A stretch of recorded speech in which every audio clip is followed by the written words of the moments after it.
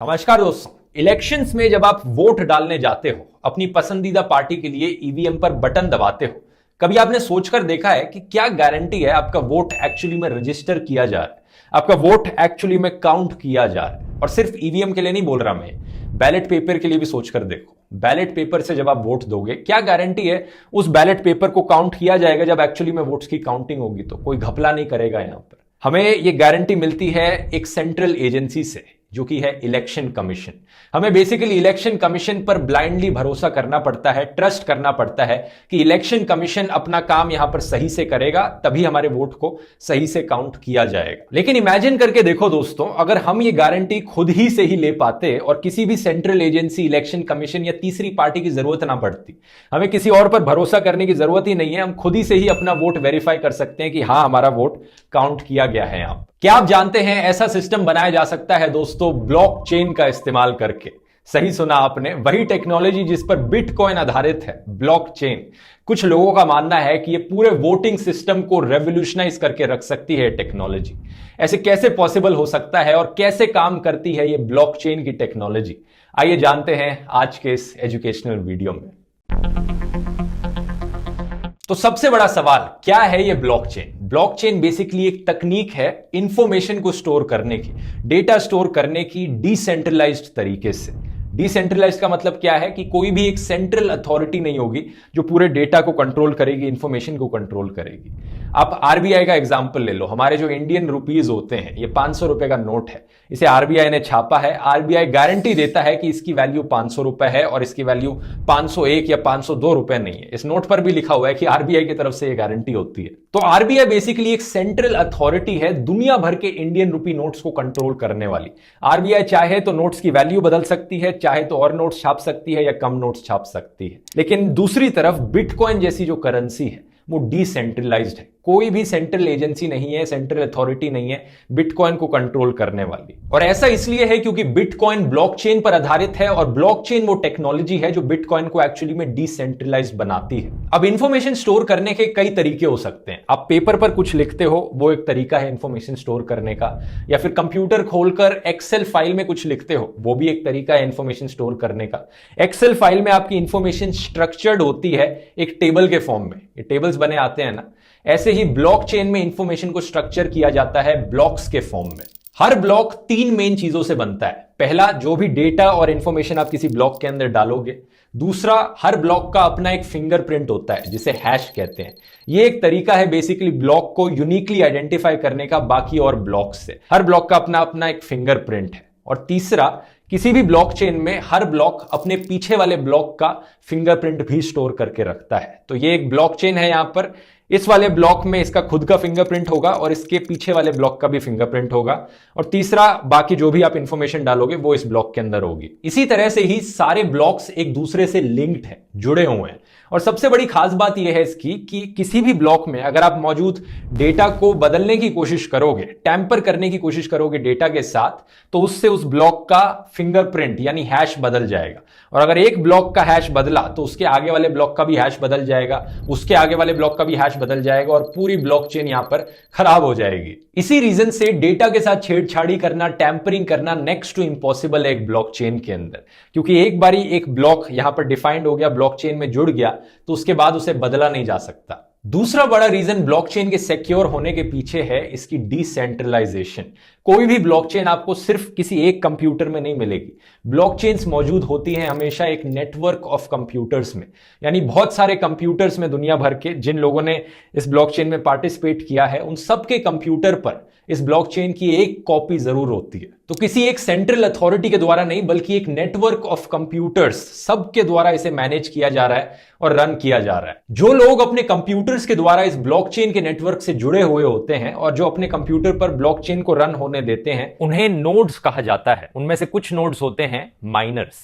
जब भी ब्लॉकचेन में कोई नया डेटा ऐड किया जाता है तो इन सारे माइनर्स का काम होता है उसे वेरीफाई करना कि जिस इंसान ने इस डेटा को ऐड किया वो सही तरीके से किया है या नहीं किया, या फिर यहां पर कोई टैंपरिंग करने की कोशिश करी जा रही है। ये सारे माइनर्स इस चीज को वेरीफाई करते हैं, रिकॉर्ड करते हैं। तो कोई भी कंप्यूटर जो इस नेटवर्क से कनेक्टेड है वो देख सकता है कि इस ब्लॉकचेन में कौन कौन से ब्लॉक्स ऐड किए गए हैं। किसी भी थर्ड पार्टी की जरूरत नहीं, कोई सेंट्रल अथॉरिटी की जरूरत नहीं। आप भी अपना कंप्यूटर नेटवर्क से कनेक्ट करके जान सकते हैं और खुद से वेरीफाई कर सकते हैं। इसलिए मैंने कहा था शुरू में कि इलेक्शन के प्रोसेस में ऐसी इलेक्शंस कंडक्ट करवाई जा सकती हैं जहां पर आप वोट दें और खुद ही से ही वेरीफाई कर सकते हैं कि एक्चुअली में आपका वोट यहां पर काउंट किया गया है या नहीं किया गया। लेकिन ये सब तो बहुत थ्योरेटिकल चीजें हो गई, कुछ प्रैक्टिकल रियल लाइफ एग्जांपल्स देखते हैं, आपको बेहतर समझ में आएगा। मैंने बात करी एक ब्लॉकचेन एक्सपर्ट से। Practical real life use cases बता सकते हैं ब्लॉकचेन के जहां पर इसे इस्तेमाल ऑलरेडी किया जाने लग रहा है बिटकॉइन के अलावा? तो अगर मैं इंडिया की सिर्फ बात करूं, इंडिया में जो सबसे बड़ा यूज केस दिखता है वो है एजुकेशन सिस्टम में, जहां पे लोग मार्कशीट को फोर्ज करके दिखाते हैं। कई जगह क्या होता है कि आप लोगों को भरोसा नहीं होता है कि सामने वाला बंदा आईएम से पढ़ा हुआ या फिर सामने वाला बंदा आईआईटी से पढ़ा हुआ, राइट। अगर मैं आपसे बोलूं कि मेरे को आप प्रूफ बताओ, तो आपके पास हो सकता है कि आज प्रूफ ना हो अपार्ट फ्रॉम योर सर्टिफिकेट, ठीक है, लेकिन आप डिजिटली प्रूफ भी नहीं कर सकते, अटैच नहीं कर सकते कहीं। तो वहां पे एक सबसे बड़ा यूज केस है और लोग उस पर काम कर रहे हैं। तो मतलब हम अपनी सारी मार्कशीट और सर्टिफिकेट्स ऑनलाइन अपलोड कर सकते हैं और फिर वो बदले नहीं जा सकते, ये फायदा है ब्लॉकचेन। जी हाँ, जी हाँ। और इससे सबसे बड़ा यूज केस ये भी है कि जो मार्कशीट अपलोडर है, लेट्स से कि सीबीएसई इज अ बोर्ड, ठीक है, या फिर यूपी इज अ बोर्ड, और जो भी बोर्ड्स हैं वो बोर्ड डायरेक्टली ब्लॉकचेन यूज करके मार्कशीट अपलोड कर सकते हैं, ताकि कल को क्या हो सकता है, करप्ट कोई इंसान वो इन सारे सीबीएसई या फिर इन सारे बोर्ड्स के अंदर चला गया और वो अगर चाहे तो आपका मार्कशीट भी चेंज कर सकता है। अगर आप बिलीव नहीं करोगे, that is possible today also. लेकिन अगर वो चीज ब्लॉकचेन के थ्रू की गई होती तो it can never be change. अगर वो चेंज आपकी पुरानी मार्कशीट को कभी चेंज नहीं किया जा सकेगा। अगर वो चेंज नहीं करता है तो आपको उसका एक ट्रेस दिख जाएगा कि ये बंदे ने यहाँ पे चेंज किया। एक सवाल शायद आपके दिमाग में यहां पर आएगा कि अगर ब्लॉकचेन में मौजूद इंफॉर्मेशन को हर कोई देख सकता है और ब्लॉकचेन की कॉपी नेटवर्क के हर कंप्यूटर में मौजूद होगी, तो आप जो भी इंफॉर्मेशन डालोगे वो प्राइवेट नहीं रहेगी, फिर तो इंफॉर्मेशन को कोई भी देख सकता है, आपकी प्राइवेसी का क्या। एक्चुअली में दोस्तों, जो भी इंफॉर्मेशन डाली जाती है ब्लॉकचेन पे वो ना सिर्फ सिक्योर है बल्कि प्राइवेसी को प्रोटेक्ट भी करती है। ऐसा इसलिए क्योंकि नेटवर्क में मौजूद हर कंप्यूटर के पास अपनी एक प्राइवेट की होती है और एक पब्लिक एड्रेस होता है। इसे बेसिकली ईमेल एड्रेस और ईमेल के पासवर्ड की तरह समझ लो। जब आप अपने ईमेल पे लॉगिन करते हो तो आप अपना ईमेल आईडी डालते हो और अपना पासवर्ड डालते हो और आप अपने ईमेल अकाउंट के अंदर सिर्फ खुद ही से ही लॉगिन कर सकते हो। ऐसा ही ब्लॉकचेन के साथ भी है। लेकिन जब आप दूसरों को अपना ईमेल आईडी शेयर करते हो तो आप अपना पब्लिक एड्रेस शेयर करते हो, ना कि अपनी प्राइवेट की शेयर करते हो। और ये जो पब्लिक एड्रेस होता है ये बहुत ही रैंडम सा कॉम्बिनेशन है कुछ नंबर्स और डिजिट्स का, कुछ इस तरह से। तो अगर आप वोट डालते हो अपने पब्लिक एड्रेस का इस्तेमाल करके किसी कैंडिडेट को ब्लॉकचेन के सिस्टम के द्वारा, तो आपका नाम तक भी प्राइवेट रहेगा। बाकी नेटवर्क में मौजूद कंप्यूटर्स को सिर्फ ये दिखेगा कि इस पब्लिक एड्रेस ने इस कैंडिडेट के लिए वोट डाला है, लेकिन उस पब्लिक एड्रेस के पीछे कौन इंसान है, उस इंसान का नाम क्या है, एज क्या है, एड्रेस क्या है, कुछ नहीं पता चलेगा। तो इससे प्राइवेसी भी मेंटेन रहेगी। आपकी जो कंपनी है वो क्या करती है ब्लॉकचेन को लेकर? हमारी जो कंपनी जो सॉल्व करती है वो ये करती है कि लेट्स से कि कल को आपको कोई भी डेटा है, फॉर एग्जांपल जो जिन कंपनीज के बारे में बात कर रहा हूँ, जो सर्टिफिकेट वगैरह अपलोड कर रहे हैं या फिर जो लोग भी ब्लॉकचेन यूज कर रहे हैं, राइट, तो वो लोग हमारे प्रोडक्ट को डायरेक्टली यूज कर सकते हैं to perform the entire operation. हमारा जो इंटायर प्रोडक्ट वो ओपन सोर्स है, कम्युनिटी ड्रिवन, कम्युनिटी इसको चलाती है। हमारा काम है कि we come into the picture, कि हम उनको प्रोडक्ट बना के देते हैं। कम्युनिटी बोलती है कि मेरे को ये फीचर चाहिए तो हम वो बनाते हैं। तो बेसिकली आप कह रहे हो अगर सीबीएसई आपके पास आएगी और बोलेगी कि हमें पूरा अपना मार्कशीट का सिस्टम ब्लॉकचेन पर करना है, तो ये आपकी कंपनी कर देगी? हम उनके करके नहीं देंगे। तो हमारे यहाँ पे देखो दो चीजें होती है, एक होता है आप प्लेटफॉर्म बनाते हो, एक होता है कि आप सर्विस प्रोवाइड करते हो। तो हम लोग प्लेटफॉर्म बना रहे हैं और उसके ऊपर सीबीएसई अगर अपना एप्लीकेशन बनाना चाहती है वो बना सकती है और हम उनकी हेल्प करेंगे उसको बनाने में। अच्छा, मतलब कोई भी कंपनी अपने आप को ब्लॉकचेन के थ्रू रन करना चाहती है तो वो आपका प्लेटफॉर्म इस्तेमाल कर सकती है? जी हाँ। अब इसका सबसे बड़ा फायदा क्या होता है कि लेट्स से कि होता है क्या, कभी कभी आप देखोगे सीबीएसई और गवर्नमेंट की साइट्स हैं वो मैक्सिमम टाइम 404 एरर देने लगती है ऑन द फ्रंट एंड, या फिर उनका फ्रंट एंड लोड ही नहीं होता। तो उस केस में क्या होता है कि या तो ये लापरवाही होती है कि आप सिस्टम्स को मेंटेन नहीं कर रहे हो, तो उन लापरवाही या फिर आप किसी भी कह लो कि ह्यूमन एरर्स को अवॉइड करने के लिए आप एक बैकअप बना सकते हो हमारे थ्रू, और उन साइट्स को आप हमारे थ्रू डिप्लॉय कर सकते हो। तो क्या होगा कि इवन दो आपका ओरिजिनल डोमेन डाउन है, लेकिन आपका जो एक क्योंकि ब्लॉकचेन क्या होता है वो एक नोड्स पे काम करता है, ट्रांजैक्शन आईडीज पे काम करता है, तो आपका वो जो ट्रांजैक्शन आईडी है वो हमेशा लाइव रहेगा और कोई भी यूजर जाकर उसको क्लिक करके ओपन कर सकता है। तो मतलब वो आपके ब्लॉकचेन पे अगर कोई भी वेबसाइट रहेगी तो वो कभी भी 404 का एरर नहीं देगी ना? ये तो फॉर श्योर है, कभी नहीं देगी अनटिल अनलेस एक बहुत ही कैटास्ट्रॉफिक इवेंट हो जाए और वर्ल्ड के जितने भी नोड हैं, जहां जहां भी स्प्रेड आउट है, जो भी लोग हमारे हाँ, nodes मतलब वगैरह जितने run भी कर रहे हैं, कंप्यूटर्स वो नेटवर्क सारे से shut down, कनेक्टेड है सब डाउन चले जाए। सब डाउन चले जाए। अब वो next to impossible kind of situation, until unless बहुत बड़ा कोई एक इवेंट नहीं हो जाता। तब क्या होगा जब ब्लॉकचेन नेटवर्क के अंदर कोई इंसान घपला करने की कोशिश करेगा? ये सिस्टम उसे कैसे होने से रोक सकता है? बिटकॉइन ब्लॉकचेन का एग्जांपल लेते हैं। मान लो ए टू बी 50 रुपए ट्रांसफर किए जाने हैं, तो यहां पर एक नया ब्लॉक बनाया जाएगा जिसमें लिखा होगा ए का पब्लिक एड्रेस क्या है, बी का पब्लिक एड्रेस क्या है और कितने पैसे ट्रांसफर किए जा रहे हैं। 50 रुपए ट्रांसफर किए जा रहे हैं। अब नेटवर्क में मौजूद बाकी कंप्यूटर्स इस चीज को रिकॉर्ड करेंगे, देखेंगे अच्छा ए ने कहा है बी को ट्रांसफर करने, इतने ट्रांसफर करने हैं, ठीक है हम वेरीफाई करते हैं इस ट्रांजैक्शन को। लेकिन उनमें से एक कंप्यूटर कहेगा कि नहीं, हम ए टू बी ट्रांसफर नहीं कर रहे हैं, हम ए टू मुझे ट्रांसफर कर रहे हैं। लेकिन बाकी जो कंप्यूटर्स उस ट्रांजैक्शन को रिकॉर्ड कर रहे हैं, जो डिसेंट्रलाइज्ड नेटवर्क में मौजूद है, वो कहेंगे कि नहीं ऐसा तो नहीं है, हम तो देख रहे हैं ये ए टू बी ट्रांसफर जा रहा है। तो इसीलिए ये सिस्टम बाकी और कंप्यूटर्स की सुनेगा और ट्रांजैक्शन को ए टू बी होने देगा। अगर एक्चुअली में कोई घपला करना है ब्लॉकचेन नेटवर्क में तो इसमें 51% मेजॉरिटी की जरूरत है। तो ये एक डिसएडवांटेज भी बताया जाता है एक ब्लॉकचेन का। नेटवर्क पे मौजूद अगर 51% कंप्यूटर्स को कोई हाईजैक कर ले, हैक कर ले और कुछ फ्रॉड कर दे तो वो फ्रॉड हो सकता है एक्चुअली में। लेकिन रियलिस्टिकली बात की जाए तो 51% कंप्यूटर्स को एक नेटवर्क पे हैक करना नेक्स्ट टू इम्पॉसिबल है, क्योंकि वो सारे डिसेंट्रलाइज्ड हैं, एक दूसरे से कनेक्टेड नहीं है कि एक को हैक किया तो दूसरा भी हैक हो जाएगा। सबको अलग अलग लोकेशन पर जाकर हैक करना पड़ेगा। और एक बड़ी ब्लॉकचेन में जैसे कि बिटकॉइन में, जहां पर दुनिया भर के millions and millions of computers उस ब्लॉकचेन नेटवर्क से कनेक्टेड हैं, वहां तो ये चीज इम्पॉसिबल ही है, क्योंकि कौन इंसान जाकर इन सारे मिलियंस ऑफ कंप्यूटर्स को हैक कर सकता है जो दुनिया भर के कोनों कोनों में मौजूद है। तो जितनी बड़ी एक ब्लॉकचेन बनेगी, जितने ज्यादा कंप्यूटर्स इस नेटवर्क से कनेक्ट होंगे, जितने लोग इस नेटवर्क से कनेक्ट होंगे, उतना ही ज्यादा मुश्किल बनता जाएगा एक ब्लॉकचेन को हैक करना। एक और सवाल शायद आपके दिमाग में आएगा कि ये जो सारे कंप्यूटर्स इस ब्लॉकचेन के नेटवर्क से कनेक्टेड हैं, ये 24 घंटे वेरीफाई करने का काम किए जा रहे हैं कि ये जो नए ब्लॉक्स ब्लॉकचेन में ऐड हो जा रहे हैं, ये इन्हें वेरीफाई करते हैं, अच्छा ये ब्लॉक ठीक है, ये नहीं है यहां पर। लेकिन क्या मिल रहा है इन्हें करके? मतलब मैं अपने कंप्यूटर को क्यों इस काम पर लगाऊंगा कि ये ब्लॉकचेन के नेटवर्क से कनेक्टेड रहे और 24 घंटे यही काम करता रहे, मेरा बिजली का बिल यहां पर ज्यादा आ जाएगा ये करने से, मुझे क्या मिल रहा है कर? इनाम देना पड़ेगा यहां पर कुछ, और इनाम मिलता है दोस्तों। बिटकॉइन की ब्लॉकचेन के केस में ये इनाम बिटकॉइंस ही होते हैं।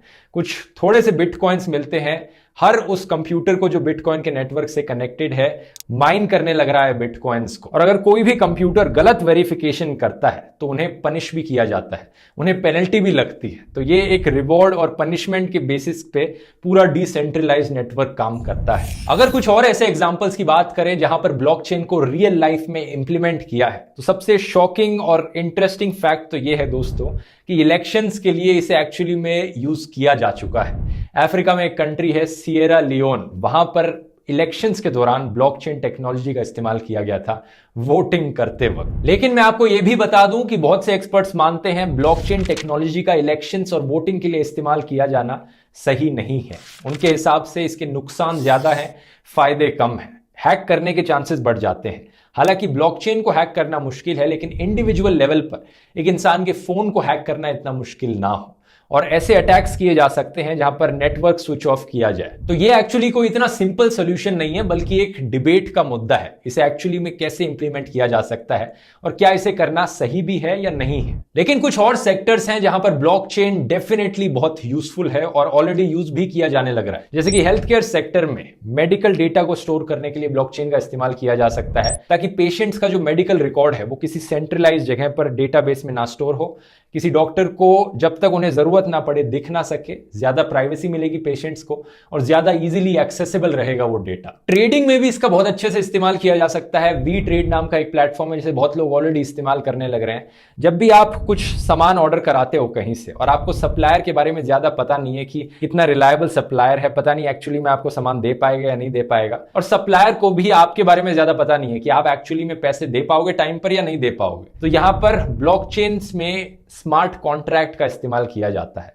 ऐसे कॉन्ट्रैक्ट्स जो ब्लॉकचेन पर आधारित हैं। इन कॉन्ट्रैक्ट्स के जरिए आपको किसी थर्ड पार्टी पर भरोसा करने की जरूरत नहीं। जैसे ही आपका सामान डिलीवर हो जाएगा, आपके पैसे ऑटोमेटिकली ट्रांसफर हो जाएंगे बैंक अकाउंट से सप्लायर के बैंक अकाउंट में। Similarly property management, crowd funding और सरकारी रिकॉर्ड्स की भी मैनेजमेंट बहुत अच्छे से करी जा सकती है ब्लॉकचेन्स का इस्तेमाल करके। आज के दिन सरकार हमारा कितना डेटा स्टोर करती है अपने सर्वर्स पर, जहां पर सरकार प्रोटेक्टेड नहीं रख पाती है उस डेटा को। अक्सर हमें सुनने को मिलता है सरकारी ये डेटाबेसेस हैक हो गए, जहां पर इतना डेटा लीक हो गया, ये आधार कार्ड का डेटा यहां था, यहां लीक हो गया, लोगों की पर्सनल इंफॉर्मेशन लीक हो गई। लेकिन अगर ब्लॉकचेन का इस्तेमाल किया जाएगा तो ऐसा नहीं होगा, क्योंकि हमें सरकार के भरोसे पर नहीं रहना पड़ेगा ये करने के लिए। डिसेंट्रलाइज्ड नेटवर्क हम सब एक दूसरे के लिए वेरीफाई कर सकते हैं, अपने लिए काम बना सकते हैं। आने वाले टाइम में हम एक डिसेंट्रलाइज्ड फ्यूचर की तरफ बढ़ रहे हैं, जिसका मतलब है बहुत सी वेबसाइट्स और एप्लीकेशंस जो कि आज के दिन क्लाउड बेस्ड प्लेटफॉर्म्स पर आधारित हैं, वो जल्द ही ब्लॉकचेन में मूव करेंगी और आर्गो जैसी कंपनीज इस ट्रांजिशन को आसान बनाएंगे।